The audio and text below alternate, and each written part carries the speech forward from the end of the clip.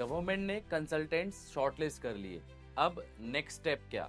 अब उन कंसल्टेंट से प्रॉपर ऑफर्स मंगवाने हैं, टेक्निकल भी और फाइनेंशियल भी। इसी के लिए यूज होता है rule number 186, request for proposal, यानी कि आरएफपी। रूल नंबर 186 कहता है आरएफपी एक ऑफिशियल डॉक्यूमेंट होता है जिसे मिनिस्ट्री या डिपार्टमेंट यूज करता है कंसल्टेंट से रिक्वायर्ड सर्विस के लिए ऑफर्स ऑब्टेन करने के लिए। और ये आरएफपी सिर्फ शॉर्टलिस्टेड कंसल्टेंट्स को ही इशू किया जाता है ताकि वो अपने टेक्निकल प्रपोजल और फाइनेंशियल प्रपोजल सबमिट करें। अब रूल 186 क्लियरली बताता है कि आरएफपी के अंदर क्या क्या होना चाहिए।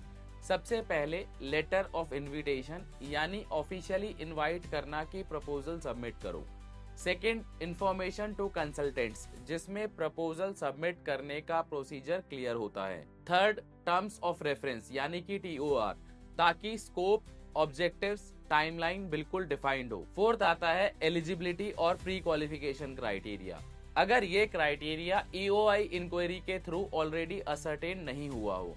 फिफ्थ है लिस्ट ऑफ की पोजीशंस, जिनके सीवी और एक्सपीरियंस इवैल्यूएट किए जाएंगे, मतलब कंसल्टेंट टीम का कोर स्ट्रक्चर भी असेस होगा। सिक्स्थ है बिड इवैल्यूएशन क्राइटेरिया और सिलेक्शन प्रोसीजर, यानी सिलेक्शन का फॉर्मूला अपफ्रंट क्लियर। फिर सेवेंथ है इसमें स्टैंडर्ड फॉर्मेट्स टेक्निकल और फाइनेंशियल प्रपोजल के लिए, ताकि सब प्रपोजल्स कंपेरेबल हो। एट्थ आता है प्रपोज्ड कॉन्ट्रैक्ट टर्म्स, यानी एग्रीमेंट की बेस कंडीशंस पहले से ही नोन हो। और फिर आता है नाइन्थ, मिड टर्म रिव्यू और फाइनल ड्राफ्ट रिपोर्ट रिव्यू का प्रोसीजर, मतलब प्रोजेक्ट के बीच में प्रोग्रेस कैसे चेक होगा और फाइनल ड्राफ्ट रिपोर्ट का रिव्यू कैसे होगा, ये भी डिफाइंड होगा।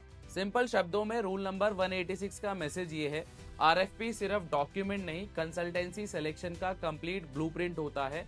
Invite, scope, eligibility, team evaluation, selection criteria, formats, contract terms और रिव्यूज, सब कुछ क्लियर।